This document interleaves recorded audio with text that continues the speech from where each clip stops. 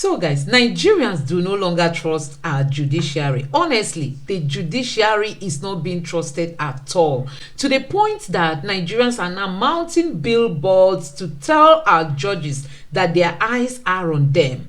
Talking about the judiciary, we all know that there's been this rumor that the CJN had a call with the sitting president on how to manage the petition that is at the tribunal. So guys, but they've come out to debunk that claim. Let me allow you watch this video and also see what is happening in our judicial system. Honestly, there is need for a serious purge among our judges. Take a look at this. Well, the Supreme Court of Nigeria has clarified that the Chief Justice of Nigeria, Justice Oluka did not have a telephone conversation with President Bola Tinubu or anyone else on the ongoing presidential election petition on the 2023 election. The Apex Court said Justice Ariwola neither spoke with Tinubu nor the Director General of the Department of State Services, DSS, with a view to pressurizing the Presidential Election Petition Tribunal on the likely judgment to give in respect of the petitions. The Apex Court's Director of Press and Information, Akande Festus, in a statement issued earlier today, says, in view of the rumor currently circulating in the social media space that the Chief Justice of Nigeria, Honorable Justice Oluka Ariwola, had a telephone conversation with His Excellency President Bola Ahmed Tinubu and the Director General of the DSS with a view to pressurizing the Presidential Election Petition Tribunal on the likely judgment to give, it is imperative to state clearly that there is no iota of truth in the narrative, as there was no such telephone conversation between the CJN and anyone. The statement went further to say, if this current trend of falsehood and mudslinging sustain our nation may not make the desired progress. We'll get to that matter just in a moment. Let's tell you that in a dramatic turn of event, President Bola Tinubu said his administration will review its earlier plan to distribute monthly cash grants of 8,000 naira to 12 million households for 6 months as part of efforts to assuage the hardship occasioned by fuel subsidy removal. This followed public criticisms of the policy, with the organized labor saying it falls short of the level of intervention required to ease the pains of vulnerable Nigerians. These are some of the highlights in a statement released by Mr. Dele Alake, saying that the president and the administration will review the process and they are aware of the recent reactions of Nigerians in the policy made over the last few weeks. And also there's going to be that the president had directed to review the cash transfer program, which aimed at giving 8,000 naira to 12 million Nigerians of the poorest households. It also stated that the cash program is not only the item in the whole gamut of the relief package, and the president has now directed that fertilizers and grains should be distributed to about 50 million farmers across the nation. He also instructed the immediate release of some of this support to help in securing food on the table of Nigerians. The president has said that he's committed to prioritizing the well-being of Nigerians and has taken previous decisions such as tax reforms to address their concerns. Let's get talking about this matter, everyone, shall we? We'll be taking on some of these issues, especially as it concerns you. I have an expert, someone who knows how the petroleum industry works when we say market forces. What does it mean? The government has said, look, it's now going to be controlled by market forces. Don't forget, the NNPC is now the NNPCL. There is a Petroleum Industry Act in place. And there are those who have warned that if you remove subsidy, prices will go up. Labour has argued that there is no proper plan. They are threatened about the manner in which government is going on with this plan to cushion the effects of the removal of subsidy. 617, that is what we know that it will sell. But how much is it selling in your area? What are the changes that you have experienced since yesterday that this has happened? We get some insight from Mr. Tonya Cole, who is one of the co-founders on the former executive director of Sahara Energy Group. Thank you so much indeed for your time tonight. Thank you, Sharon. I appreciate it. Big pleasure. And of course, I will also be speaking with a human rights lawyer and the former chairman of the National Human Rights Commission, Professor Chidi Odinkalu, is live for us virtually. I think I should speak with Prof first. Prof, it's good to see you. Thank you so much indeed for your time tonight. Thanks a lot, Sharon, and good evening, Tanya. Thank you. Good to see you too. Yeah. Let's begin the conversation, Prof. From let's deal with these allegations against the CJN. And we've seen this over the last few days. But the Supreme Court has said that did not happen. What kind of scenario is playing out where the CJN is being accused of this kind of thing, although the Supreme Court has said it never happened? Well, I think, first of all, it's a good thing that the Supreme Court has issued a statement to clarify this. My view, however, is that all of this stuff roiling, the system, the judicial system in particular, reflects a trust deficit that has been long in the making. And it's not one thing. It's not an event. It's a build. It's been a build-up. And I could just highlight some, if you don't mind, I could highlight some landmarks in that trust deficit. If you remember, in 2011, the Chief Justice then, that was Justice Katsina Alum, and the President of the Court of Appeal were caught in some contretemps over the governorship election petition in the Sokoto State governorship election. And there were allegations that the Chief Justice had put pressure on the President of the Court of Appeal to interfere with the decision. In the end, the President of the Court of Appeal was relieved unceremoniously of his office. And that was the first time it broke to Nigerians that these kinds of backroom allegations actually did occur. Now, so walking away from 2011 to now, you will remember that when Senator Bulkachuwa said what he said on the floor of the Senate, neither the Chief Justice nor the National Judicial Council said anything. They all ran away. Till now, they have not said a word about that. Instead, Senator Bulkachuwa has gone to court to sue to say that he has impunity and immunity for what he said he did, having initially tried to walk back what he said. Okay?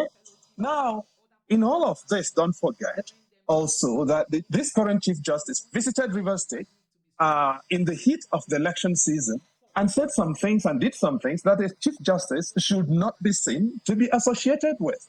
And he initially denied that he did it. When the tape came out, the clips came out, his spokesperson started inventing adjectives instead of finding verbs to describe what had happened.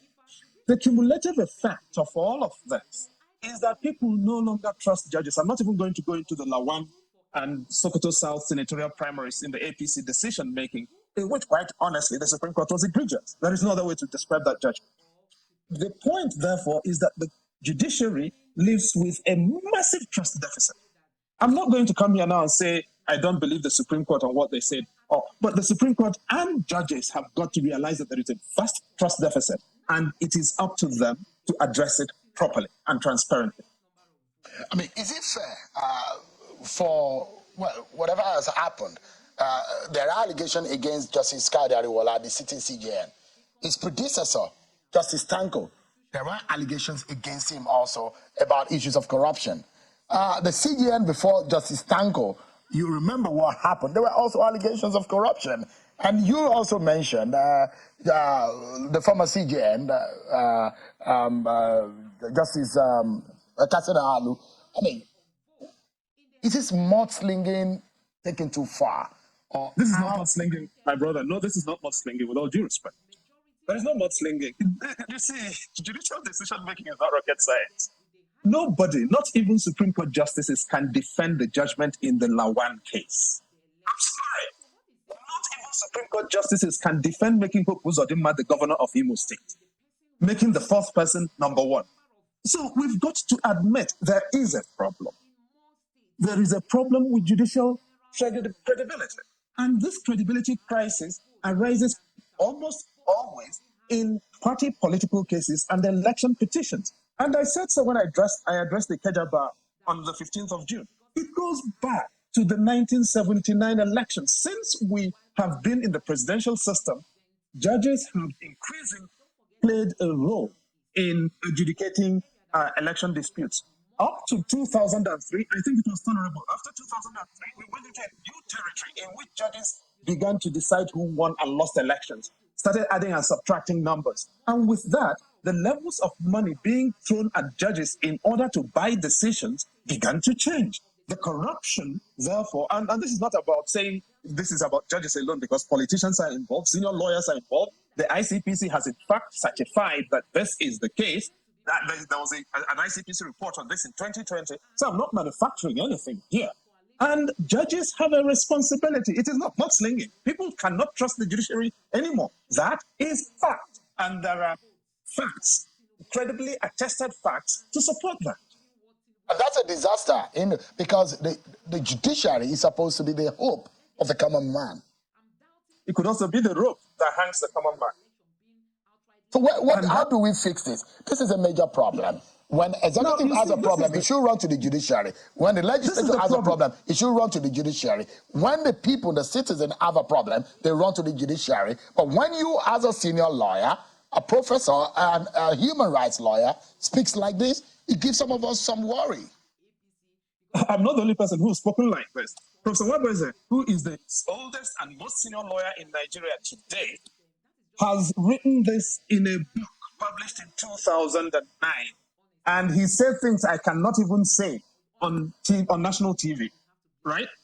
It's in a book. I can give you the title and I give you the page 147 of, this was actually in a lecture he delivered at the Nigerian Institute of Advanced Legal Studies, for which there were sanctions levied against the leadership of the Institute of Advanced Legal Studies at the time, because of the frankness of his assessment of what was going on with the judiciary. And things have cratered since then. And you see, when this kind of trust deficit exists, and the Chief Justice presides first as the chairperson of the Federal Judicial Service Commission, and then as the chairperson of the NJC, to appoint his son as a judge of the Federal High Court. How do we get out of here? How do we fix this problem, Prof? The Chief Justice should not be appointing his son a judge of the Federal High Court, no matter how great the son is. What about that? What about saying, okay, you know what? This young man applied, and so I recuse myself, and I will never be involved in this, and I set an example. But no. So you have two sons of Chief Justice Kutigi who are judges who were judges, and you have all these children of all of these judges.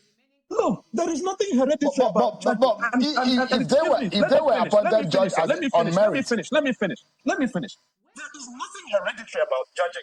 And judging is not a sexually transmitted condition, so that husbands will be inseminating their wives with the capacity to be judges, and men will be inseminating their mistresses with the capacity to be judges, and fathers will be producing sons and daughters who are judges. Justice Bukachuwa's daughter, Justice Altan's daughter, they all delays. No, it is not like that. And we've got to say enough is enough. As a country, this is unacceptable. The buying of the judiciary and the compromising of the judiciary in this manner is why these kinds of allegations are being traded. It's got to stop. How do we fix it, please? The senior judges should stop doing insider trading with judicial appointments. What about that? The members of the NJC should stop doing insider trading with judicial appointments. What about that? Until people have the sense that judges are actually competent, credible, and appointed not because their fathers, their mothers, their husbands, their boyfriends and girlfriends are on the bench, this problem is going to deepen. Well, I imagine that some of these people, on their own merit, have gotten acclaim and they've reached that level to be able to aspire. And I don't think that there is going to be a problem because you have a father or a parent or a family member who is a judge who cannot aspire to be a judge too. It might in fact be an inspiration. Would it be fair to paint them with one brush, Prof? To say because you have a child that has been promoted to a judge, it has been influenced. You see, I think that's the wrong question. The right question is, are these other people who are as qualified, if not better qualified, getting at least as fair a shot as these people are? That's the better question. You see, if the constitutional baseline really is not a high bar. It is 10 years at the bar. There is no, when you read the Nigerian Constitution, it does not actually say that a person who gets to be appointed a judge should be a person of integrity. No, it does not say that. It does not say the person should have skill or qualification. The only qualification is 10 years at the bar to get to the High Court. So if I'm the Chief Judge or the Chief Justice, and my son or daughter or my mistress is 10 years at the bar, I could easily shove them on. Now, that does not mean that they are therefore necessarily qualified to be judges. It's just that they are connected to me. Okay? That is the problem here. So it's not enough to say, oh, they're qualified. There's no bar, exactly. Now, when you then begin to look at the numbers and the trends, it is absolutely the fact that something dreadful is happening. Judicial insider dealing is going on. If this happened on the stock market, the leadership of the stock market will be prosecuted. Can the judiciary purge itself? Is it possible? An internal mechanism for the judiciary to clear its own name? The judiciary has set up this decision in Justice Nganjuwa's case, which basically guarantees insider dealing. That unless the NJC strips a judge, you cannot do anything. And that is how Justice Ophelia Jumogobia, who was charged, Justice Yunusa, who was charged. And you see, the fact that I can even come on national TV and be mentioning names of judges who were charged to court credibly, and the cases failed on technicalities rather than on substance, is itself a problem. Don't you get it? This could not have happened 30 years ago. I'm saying this judge in this particular case was charged with collecting money from senior lawyers, and then the case was not decided on merits, but was decided on a technicality. How does that sound to you, my brother? Does it sound right? Does it sound proper? Please, some of you who are senior members of the bar, you have a lot of work to do, isn't it? Let me take you away from the judiciary for a moment, and let me take you to issues of policy and governance and the rights of the average citizen. You're aware of the groaning and the complaining, the pains of the average Nigerian about the change in the price, the hike in the price of petrol, which is affecting virtually everything you touch in this country that has a price on it.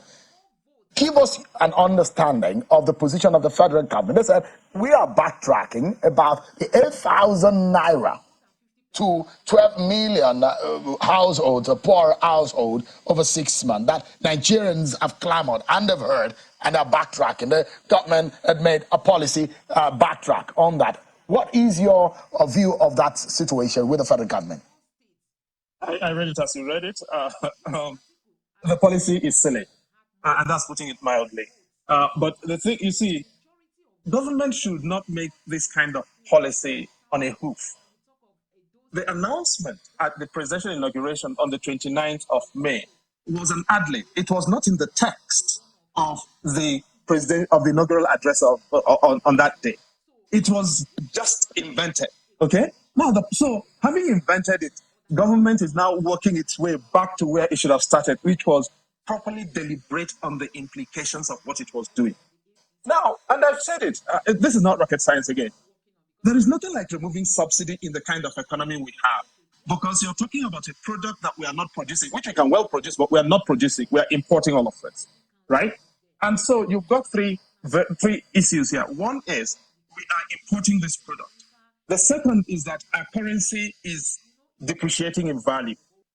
And the third is that we are trying to regulate this product. Nobody should tell me that this is about market forces. No, we're actually regulating the price of the product. So when your currency is failing and the product is being imported and you're regulating the price, the three cannot square.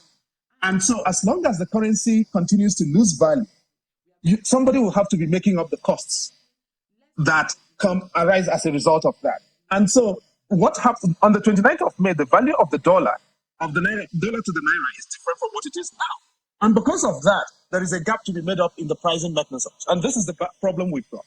What government should have done, it seemed to me, was to engage in a deliberative process. Rather than do that, maybe excitement of, handling power got the better of those who were involved. And this is basically what we have. It's messy. So guys, you can see that we can no longer trust our judiciary. But I tell you, if they are really patriotic, they will know that this is the case that will decide the future of Nigeria. Let's see how all this play out. Please don't forget to subscribe to my channel and turn on the notification bell. Thank you.